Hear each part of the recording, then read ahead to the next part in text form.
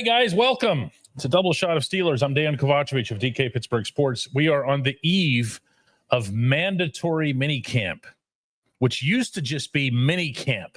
But so many people made such an issue out of OTAs, which are voluntary. Who's there? Who didn't show up? Who did show up? That's great that they showed up. That's terrible that they didn't show up. That eventually the football lexicon grafted onto the word minicamp, the word mandatory. Not to make it sound ominous or foreboding, but to just set the distinction. That's where we are. Tomorrow is mandatory minicamp. And as such, everyone who is signed, they have to be there. Now, if they're not there, what happens is they get fined. It's not the end of the world. If you're making $1 bazillion, you're not really going to mind the fine so much. But this is the one that actually does come with a bad look. So it's going to be interesting tomorrow to see if TJ Watt is there. If he is there, is he a full participant? He still has another year on his contract, so he is signed. We'll see how it is that plays out. This will also represent, obviously, the first appearance of Aaron Rodgers in a Pittsburgh uniform with his new Pittsburgh teammates, new Pittsburgh coaches, and all that other stuff. It'll be his first opportunity, and he needs to make the most of it because there's only 3 days until they all just vanish for 5 weeks to really get ingrained, to get to know people's names. And contrary to maybe some perception, it's not just the players. You got to get to know everybody. Who are the people that are managing the equipment? Who are the ones that are working, the weight room, who are overseeing? You need them all. And you actually need some of those people way more than you need your teammates. And you don't want to be that guy, especially when you come with the fame.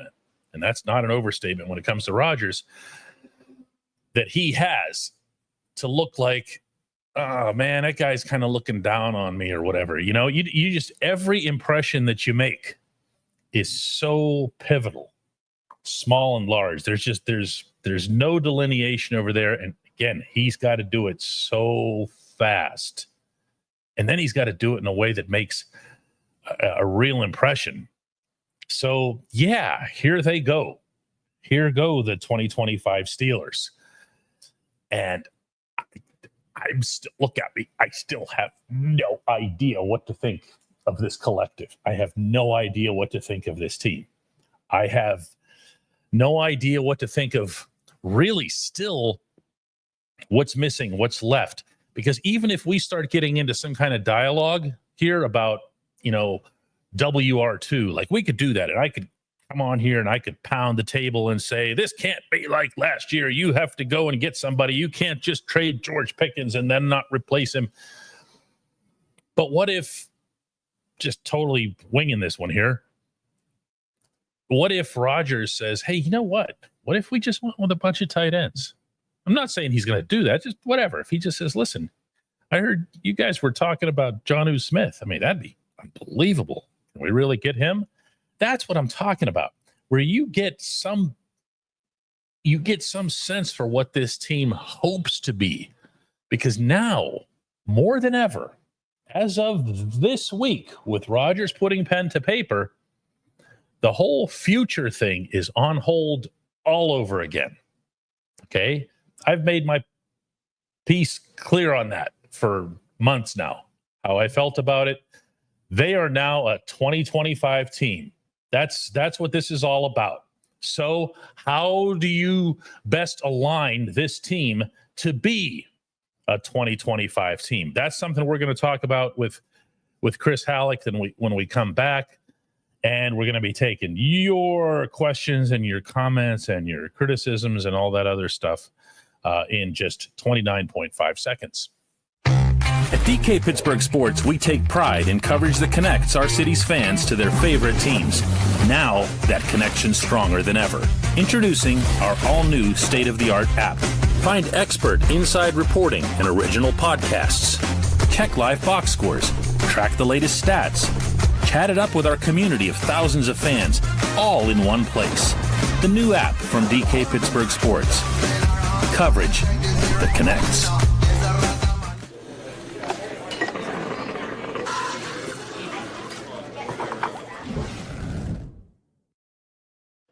Joseph Donovan gets us started here with put Pat Fryermuth out wide and have Darnell Washington in Muth spot. Hi, Chris. Hey, how are you? Joe's come at us with a not great idea to get us going for the day.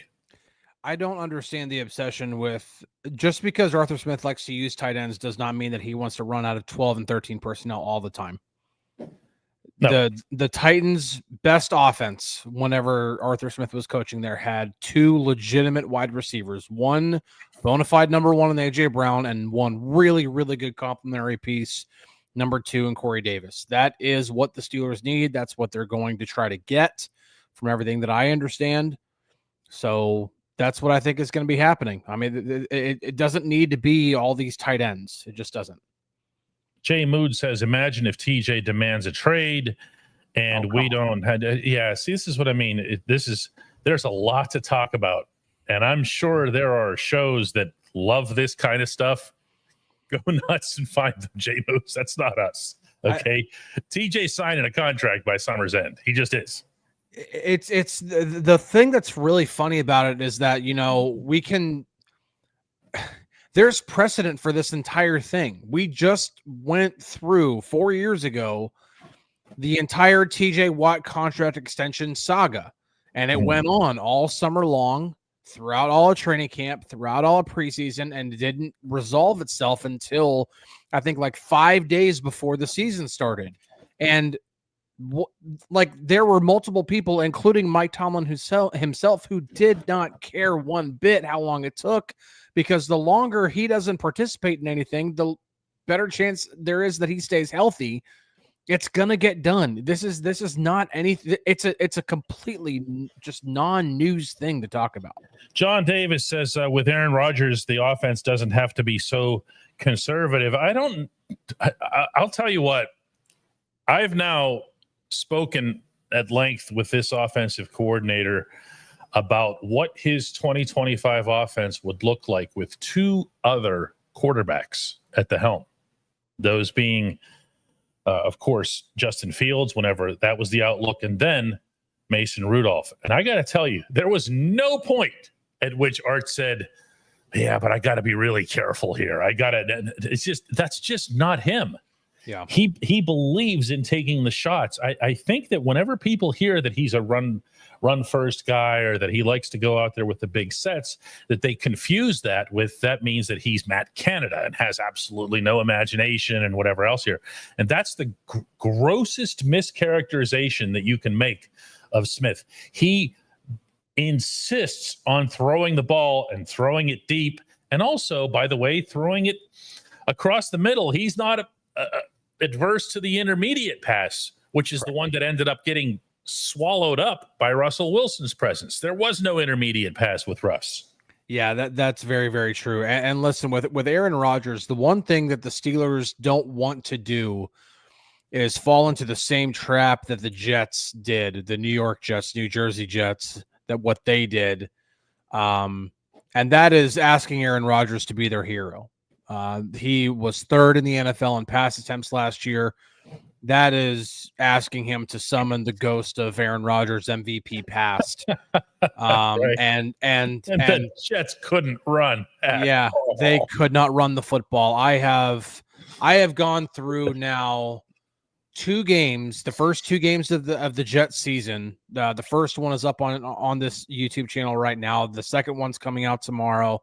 I have also watched the entire game against the Vikings, and just in 3 games, I can see how terrible the Jets were at running the football. There was zero support for Aaron Rodgers when it came to executing an offense that could complement itself. It just was not there. And so you have to be able to run the football. If the Steelers can't run the football, then they are going to fall into that same trap. And now you're going to be asking too much of Aaron Rodgers. And then when the Steelers ultimately fail, you're going to be like, see, the Aaron Rodgers thing didn't work out.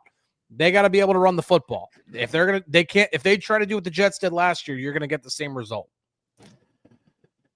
Yeah, Jay Lavin says Rodgers does not have to be a hero this season. I'm not sure anybody has characterized him in that spot. So there's not really too much of a debate to be had here. Just distribute the ball and read defenses. And that's where this stuff is going to – I have a feeling that what's going to happen, especially if and when a WR2 does get acquired, is that you're going to have Rodgers in a setting that's unlike what he's had with the Jets the past 2 seasons. And that's it. He's going to look around and he's going to see, wow, okay, I have not one, not two, but I have 3 running backs who can make things happen if you presume that Kenny Gainwell can be one of those guys that can handle those pitches.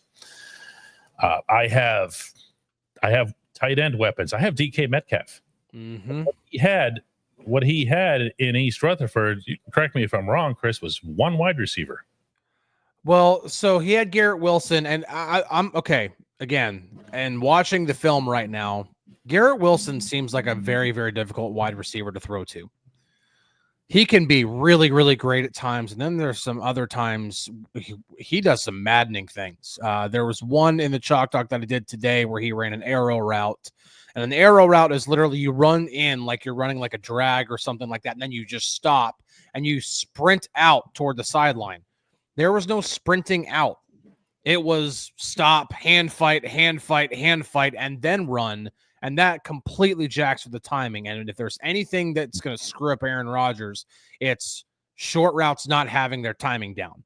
And so then you begin to look at Alan Lazard, and obviously there's like, there's obviously a connection between Rodgers and Lazard because I swear he's been his wide receiver for like 3 or 4 years now. And then, had Mike Williams for a while before he got traded to the Steelers. It wasn't a wide receiver core from what I've seen so far that's really, really scared me a whole bunch. Mark Bauer says, my concern is that Omar Khan does trade for a WR2, but then he just stands there on the sideline because something moving train. Okay, let's separate trading for a WR2, but then having him stand on the sideline and put Mike Williams over here and put Roman Wilson over here. 2 spectacularly different scenarios. Yeah. Okay. Williams came and there really just wasn't much logic to why he wouldn't have been on the field more often. I understand that they weren't nuts about him. Okay. Something clearly was missing. But when you're talking about somebody coming onto the field and making the catches that he did, I mean, I don't know what the guy needed to do to at least be out there to make 1 or 2 catches a game. The only thing that I can think is that I do know that Arthur Smith's offense, to a certain extent, asks a lot of the receivers, especially in the run game. And if Mike Williams was not going to be the true number 1, which he wouldn't have even had that opportunity until George Pickens got injured way late in the season. And even then, Williams' snap counts did go up because they had to. But if you're not going to be the number 1 that's not blocking, you pretty much have to block, and you have a lot of different responsibilities. And I don't think they trusted him entirely with every single bit of responsibility out there in case you had to check from one play to another. You can't just say, hey, we're going to run this one play. You're guaranteed to go run a go route. What if the defense shows something different? He has to check out of that. Now Mike Williams doesn't know what he's doing.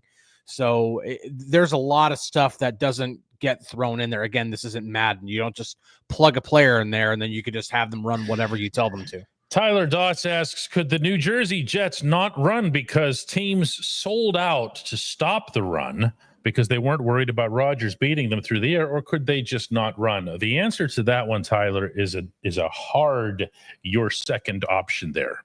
Yeah. Okay. They just couldn't do it. This is not a good team. Mm-mm. And part of why they found Fields to be attractive is that Fields goes there and immediately offers them something remotely resembling moving the ball on the ground. So, can they add to that? Sure. Have they added to that? Have they augmented since last year? Yes. Also, and related, I don't care about that. I just had to throw that in there. Okay. I really don't at all. But where Rodgers is concerned, he's going to benefit from this. Yeah. Now, I feel obligated to throw this in because this is really important. Everything we're talking about, everything, the names, the star power, of Rodgers specifically, and Metcalf and everything else. All of this is worth this if the line doesn't do the job. That's true. That's not an exaggeration on my part. I had a talk with Troy Fautanu last week in which he said, look, we get it. We either make it go or we don't. We totally get it. No matter who the quarterback is or whatever, we either make it go or we don't. And it's such a big issue. It's not sexy. It's not going to be something that's going to have the Screamfest shows going, well, what about left tackle? It's not going to happen. Okay.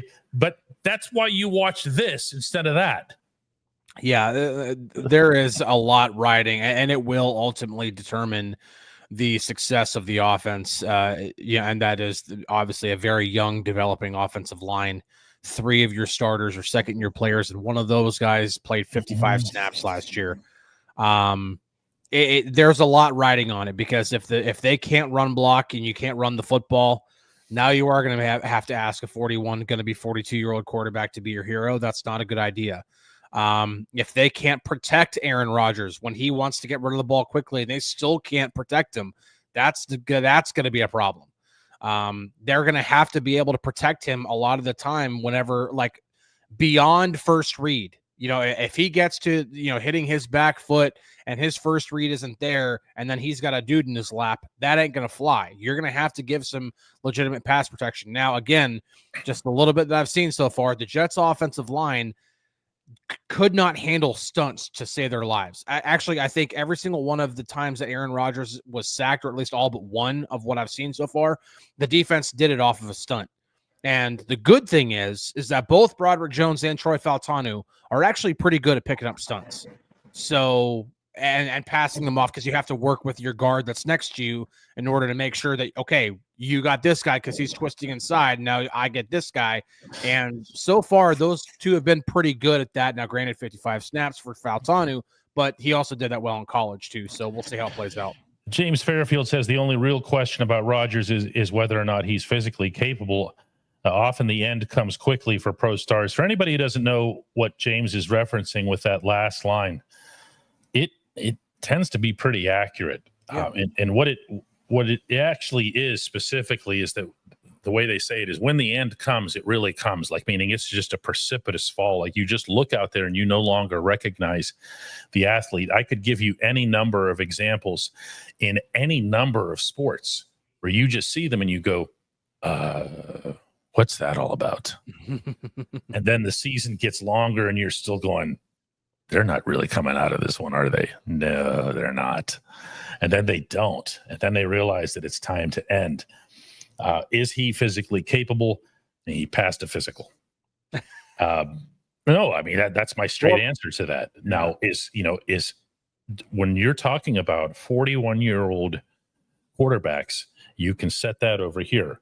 When you're talking about 41-year-old start all 17 game quarterbacks, or 42, which is what he'll be in December, toward, when the games are supposed to matter the most, the precedent for that, the 42-year-old starters in the NFL, what's that, 3 guys? It's not money.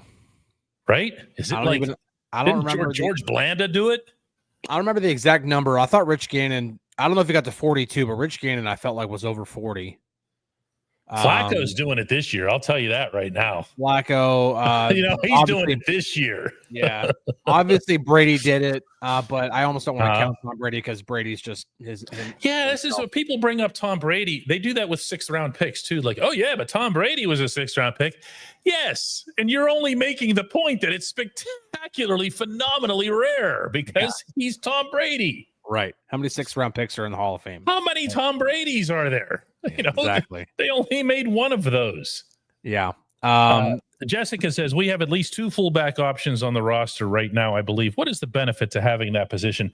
Jessica, I would really appreciate if you would name those 2 fullbacks for me, because if you're counting Connor Hayward, don't. Okay. Connor himself would tell you that everything about what it is that he does is more of a tight end or H back or this back or that back or whatever. It's not that. There really isn't.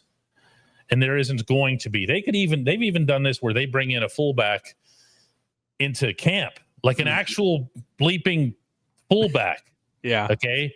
And everyone goes, whoa, look at the Steelers. They're seriously entertaining having a fullback. And that's the last cut of the camp. And then you don't even remember that there was one. Yeah, that's pretty much what's going on. That's what happened last year. I don't remember the guy's name, but that there was some talk about that.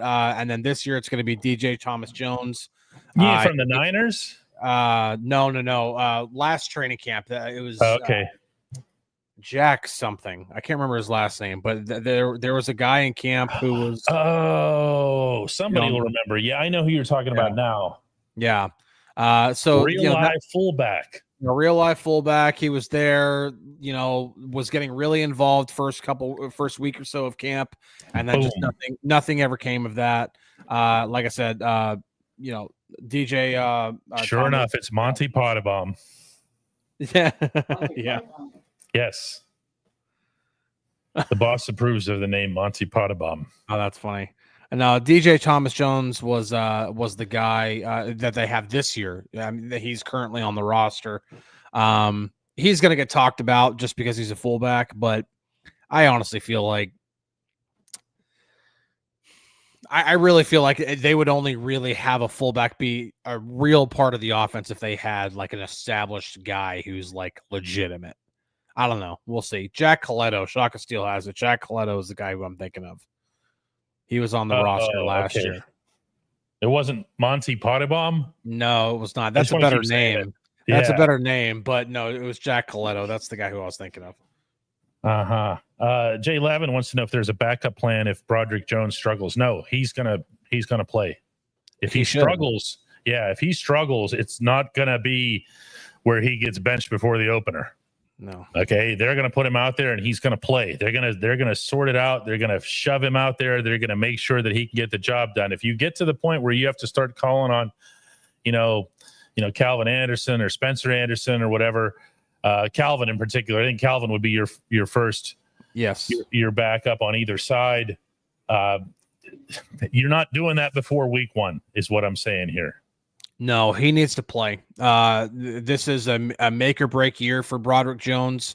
He needs to play all 17 games. As long as he's healthy, it does not matter how well, obviously playing well, but it does not matter how badly he plays. He's got to play. They have to figure out what they have. They invested not just a first-round pick, but they traded up 3 spots to go get him. They have to give him every single chance to play before they make a decision next spring. Mm-hmm. Yeah.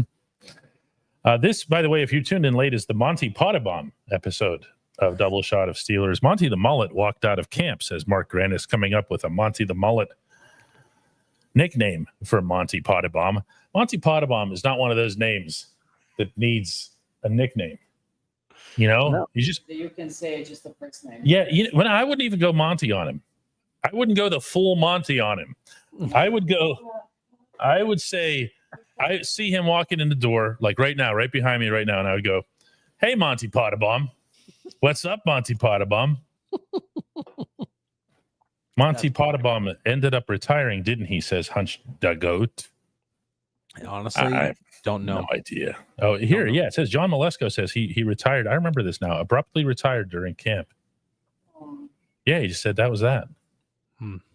That was that. Here is done. There you go. My work here is done. Oh, the sad story of Monty Potabom.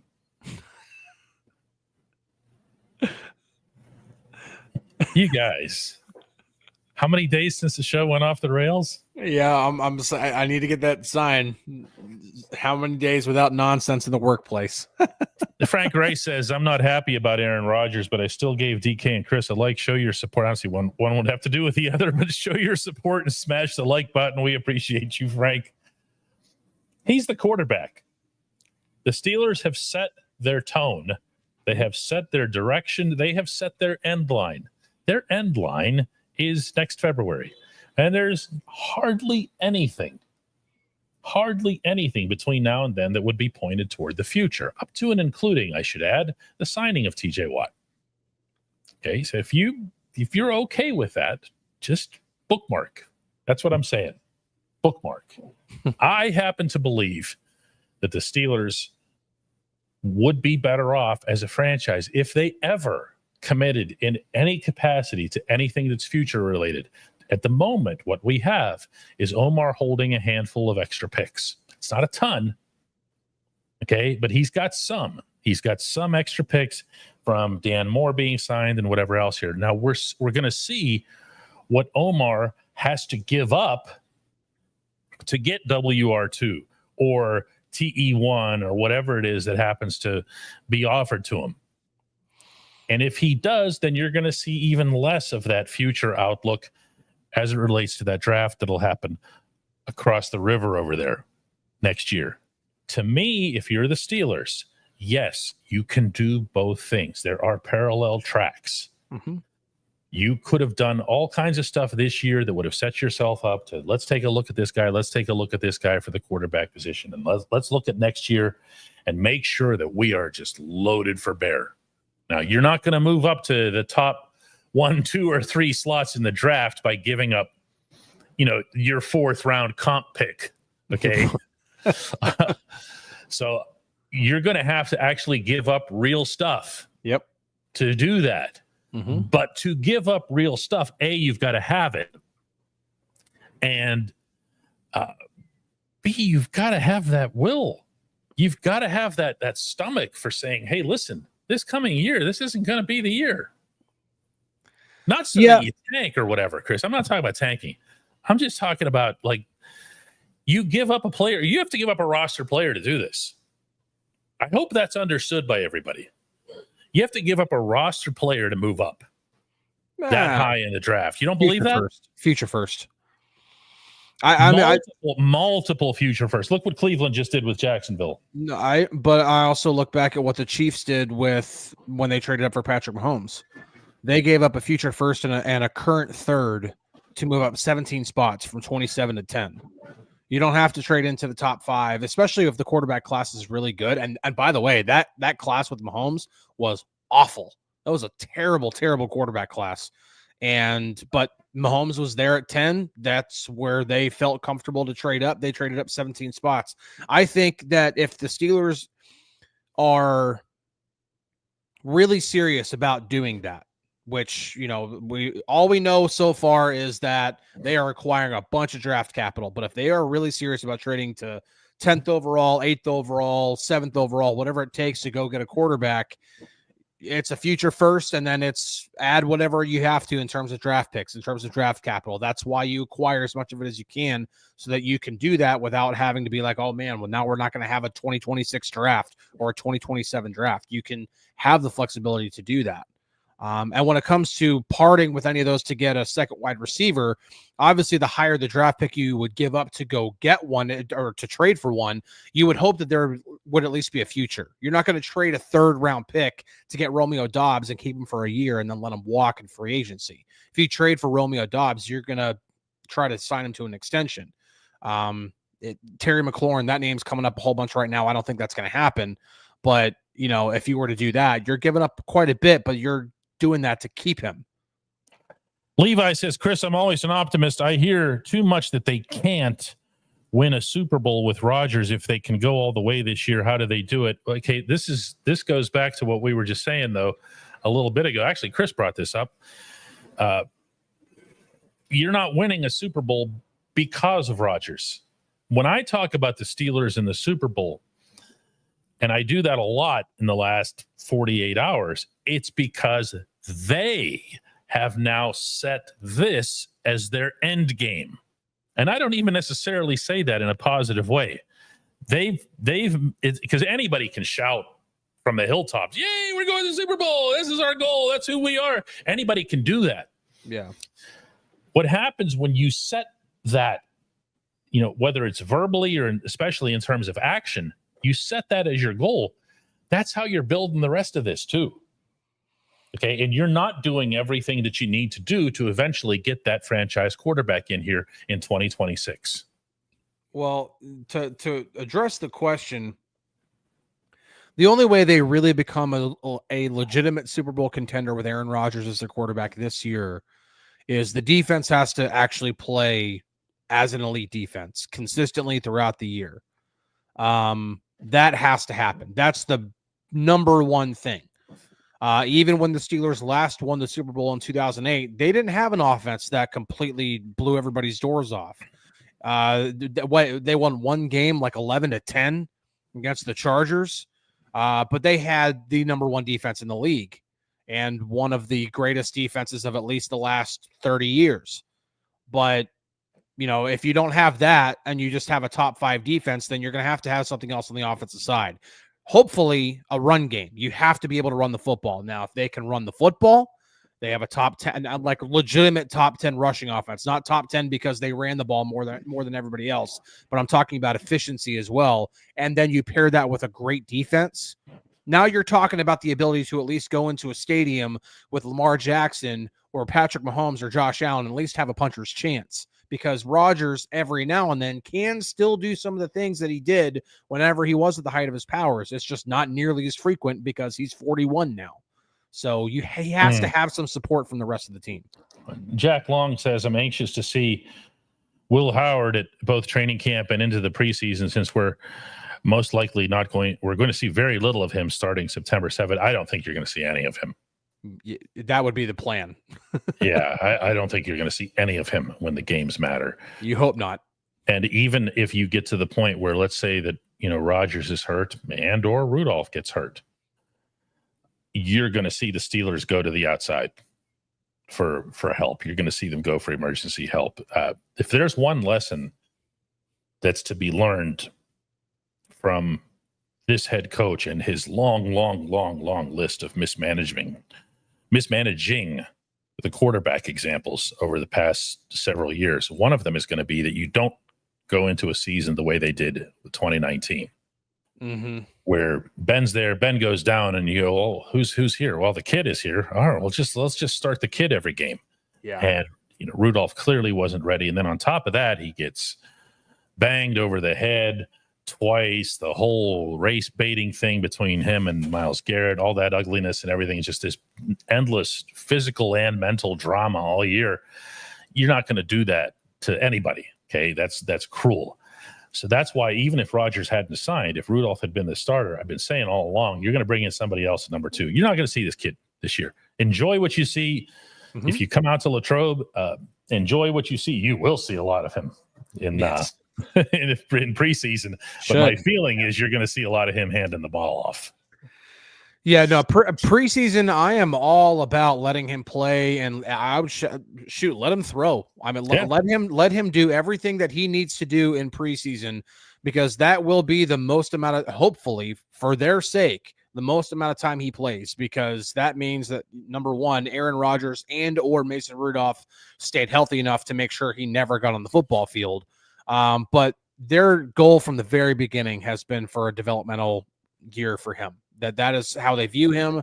Just because he won a national championship with Ohio State does not mean he's going to come in and be ready to go. That's just not the way it works.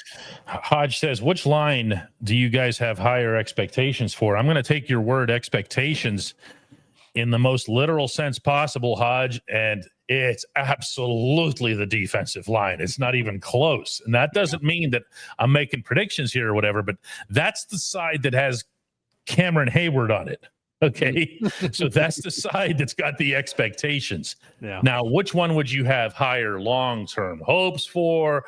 Which one do you think could be making the biggest move? Are different questions, but expectations, it's the side with 97 on it. On top of, obviously, having it fortified by both Derek Harmon and Y.A. Black.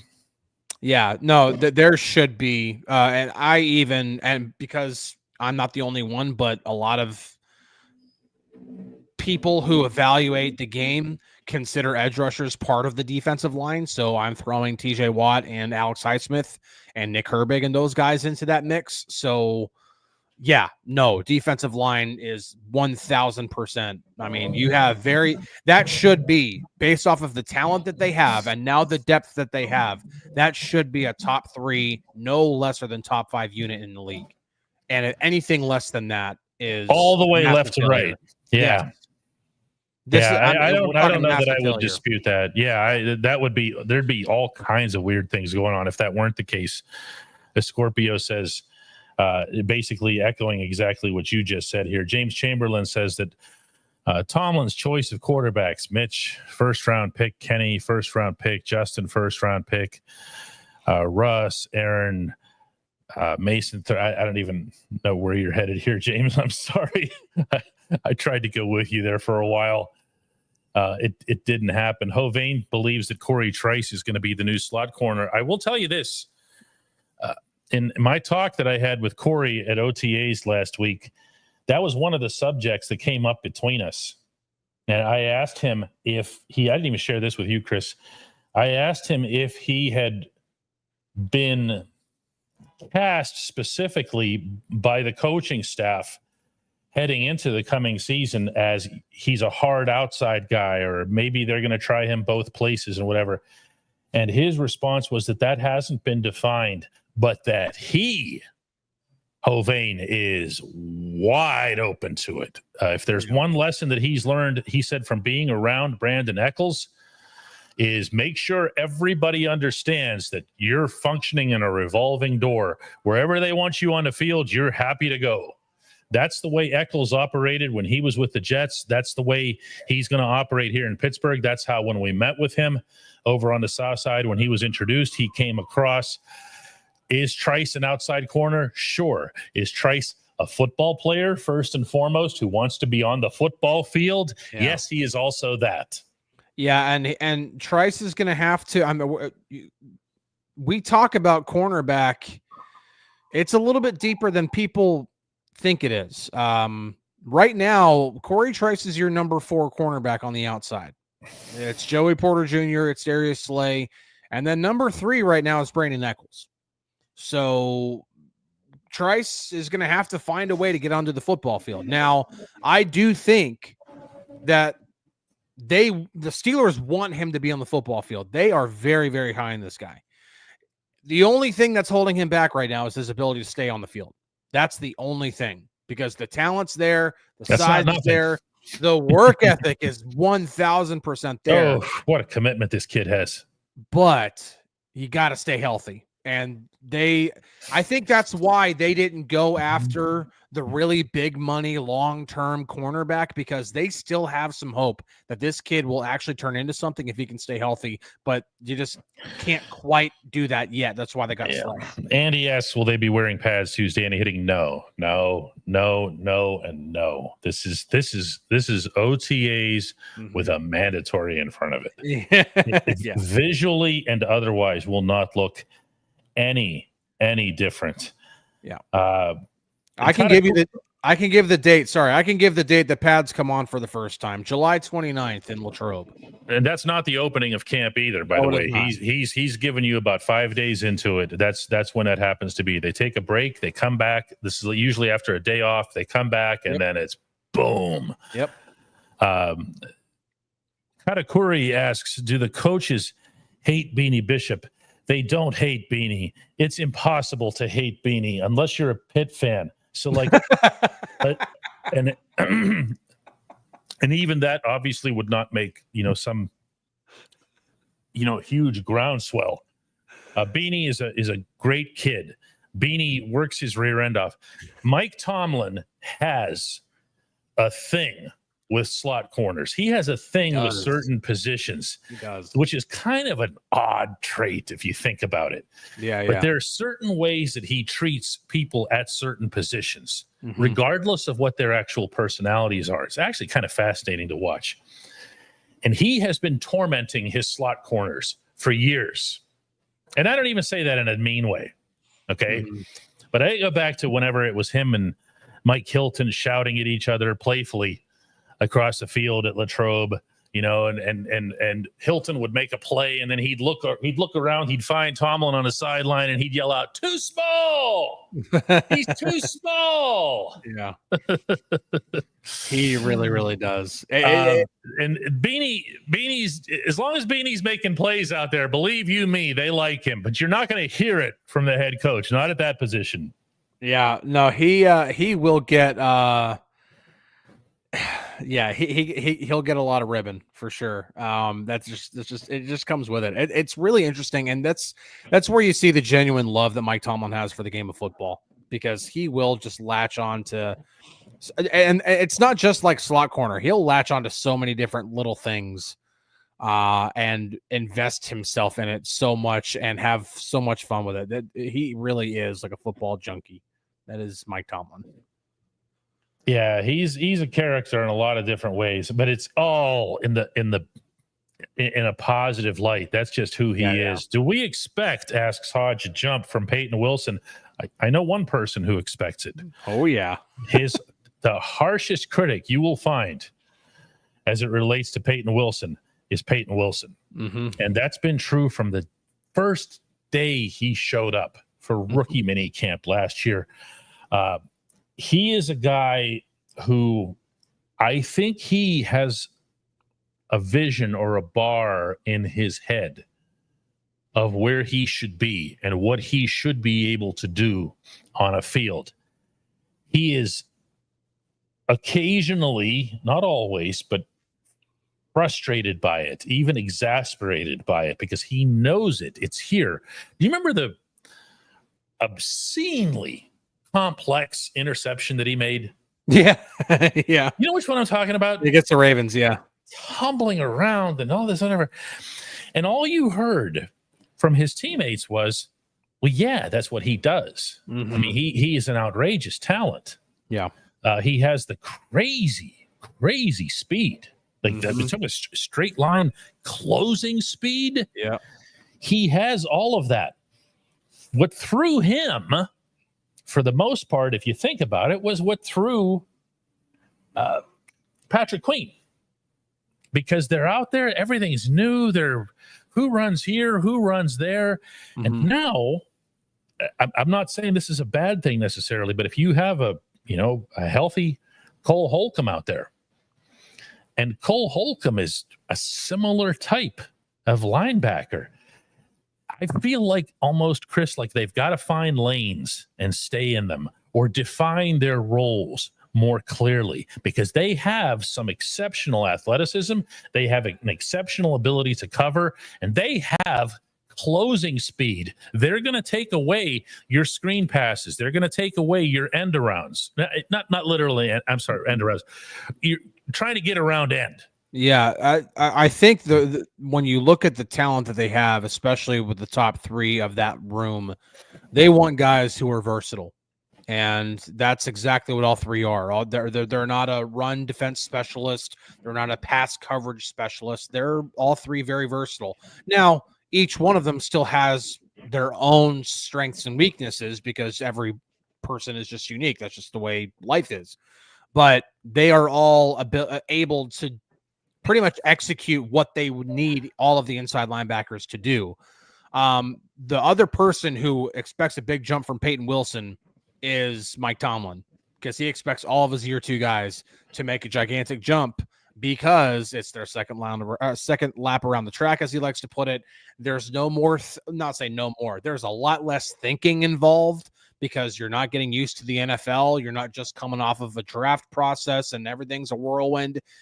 Now you've already been through all of it. You know what to expect. And so he expects a big jump too. So there needs to be a jump from him.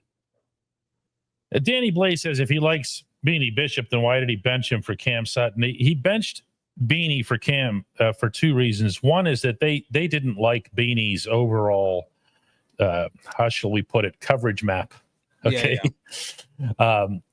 Beanie was putting in the splash, especially when he was facing Aaron Rodgers, but he wasn't necessarily all that sturdy or stable when it came to standard coverage. The other reason is that Tomlin doesn't see dates when he looks at guys. He doesn't see birth dates. He just thought he was getting the same Cam Sutton. Yeah.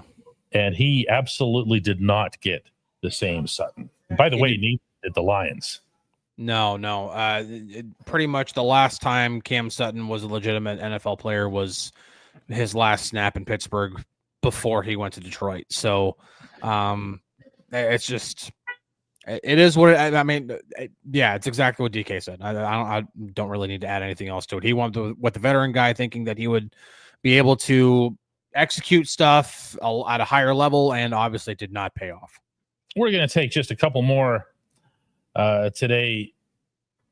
Pie Guy says that Rodgers hasn't exactly been tearing it up since he left Green Bay, has he? If you go through Rodgers' most recent seasons, and I've done this, his last true Aaron Rodgers-like season was 2021, and it was spectacular. Mm-hmm. Okay, so I didn't mean, but as we were saying earlier, yeah, when the fall comes, the fall comes. Now, is that the fall that would happen next? You can see that he hits it. He goes to a different level, and I mean pretty powerfully. From his quarterback rating being up at like 130 or whatever, it goes down into the 90s, and it never left the 90s. Yeah, other than the year, of course, that he was hurt. Yeah. Okay. So is he that guy because he went to that, terrible franchise? And as we were saying earlier, or is he that guy just because Father Time? Is he that guy because different systems, methodologies, familiarities? Who knows? This will tell. Okay. Yeah. This will tell. Yeah, I think this will be a much better, because there's a lot of things that you can go back to whenever he was with the Jets and be like, well, Nathaniel Hackett was his offensive coordinator with the Jets. That was the same OC that he had when he was winning MVPs in Green Bay in 20 and 21. Yeah, well, Nathaniel Hackett was the OC, but we all know that Matt LaFleur was the real brains of the operation in Green Bay, and Hackett was just a guy holding a clipboard and relaying the plays to the quarterback. It's not the same. Now, I do think that there has been a drop off from where he was when he was winning MVPs, but sure, I don't That's think understandable. Yeah, I don't think that's the best way to put this.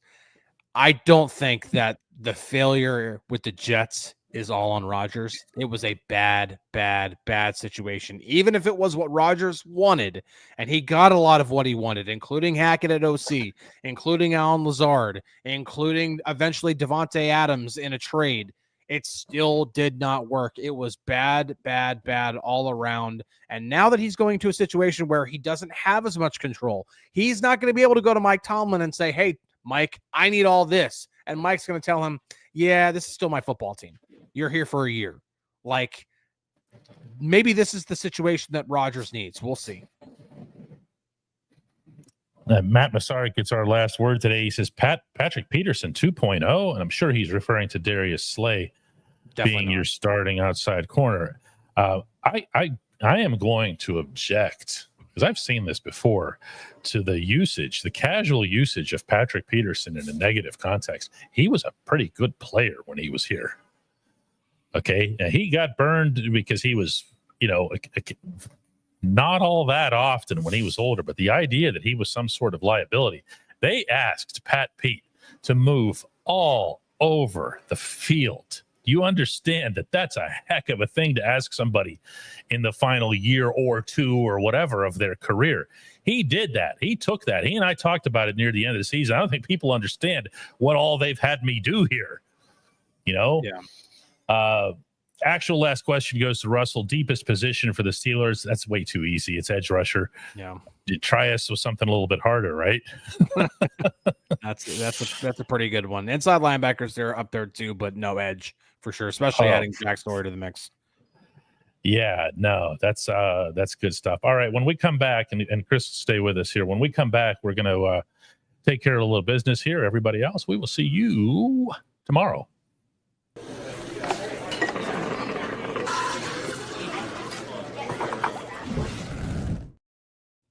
All right, on this Monday, when you go back to work, this is what people who have like actual jobs, not like us, Chris, like they go, oh, Monday. And we're thinking, well, what's Monday? I've been working all weekend. It's just, there's no thing. That Chalk Talk is up there today because of the work yesterday. Yeah, okay. So let's go through some of our stuff here that we have taken care of some business. Kerry Russell always comes in with one gift. Eric out there in California says, my apologies for being late, but here's the late fee fine. I had no idea it was $5 if you show up late. We can do that. We can just put a jar like they do at those, when you go to Nashville, yeah, and the musicians have the jars out front, but they don't let you leave. Like they shove the jar against your forehead. Before, did you like the music or not? That's funny. You guys who've been to Nashville know what I'm talking about. I got to remember that because Steelers go to Nashville next year, so we gotta. Oh, you have to have change. Remember that. You have to go around with a lot of. I was just to say, don't go around with ones. Go around with fives. They don't have any use for your ones. How long did you sit in here and listen to us do Johnny Cash's "Walk the Line" 7 times? How long? Huh? Levi Smith says. We already got to the question, but Levi dropped $5 on top of that here. Chris's best friend, Butthole, comes in and with $5 and asks, is the worst case scenario that Broad and Troy stink? Then you're left going into 26 needing tackles. Everything about the offensive line. There's no way to have a discussion about them without talking about your best case scenario and your worst case scenario, because they are intensely involved in both of those scenarios. That's the best way I can put it. Yeah, no, that is one of the worst case scenarios. If both tackles fail, that's. I mean, we're talking Omar Khan's first 2 first-round picks being busts. That's not. I mean, even if one fails, like let's just say Broderick Jones has a bad year and it doesn't work out. That's already bad enough. But at least you can salvage it if Faltano still turns into something. But if both fail, that's bad. That's really bad. Levi Smith dropped 10 gifts. That's appreciated. Jeffrey Carr dropped 5. Also appreciated. We mentioned Russell already with a couple of bucks there. A new member. And I guess that would be Han John Quinn. I hope I did that one okay. Russell dropped a gift here. Macaroni salad. Comes in. Look at that super serious avatar that Macaroni Salad has. Like, this guy came up with, our friend Macaroni Salad. He came up with this like super serious business card looking avatar. And then he thought to himself afterward, I shall be Macaroni Salad. See, the thing is, every time I hear Macaroni Salad said out loud, all I think of is Andy Dwyer on Parks and Rec literally singing the words macaroni salad in the snake juice episode of Parks and Recreation. Like that's all I hear, just because I've watched too much Parks and Rec. But that's just I can tell that. You have a little bit of Ron Swanson to you. Oh yeah, especially when it comes to Lagavulin. That's my favorite scotch. And caning the chair. Macaroni Salad. Seriously, look at Macaroni Salads. Look at his avatar. It's the best. He's just I am Macaroni Salad. Han John Quinn says I got the name right. Ooh. The name is an acronym for my children. Oh. What if Macaroni Salad's name was an acronym for his children? And one of them was macaroni and the other one was just salad. What if he's a magician at children's birthday parties? Who is Macaroni Salad? That's what I would give myself as a name if I was a magician. I don't know. There's no Monty Potty Bombs in this equation regardless. I knew that name was going to come back up at some point. It had to. It's the whole full circle thing.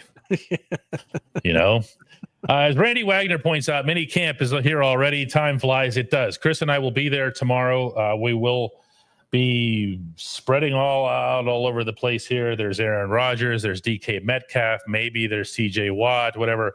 Lots and lots of news. Somebody asked this earlier as to whether or not this forces any kind of adjustment with the show. It does not. The show actually comes with pretty good timing for this sort of thing. So we will be doing the show at the regular time at 4 p.m. All the Steelers events happen early enough in the day. We'll be just fine. So see everybody then.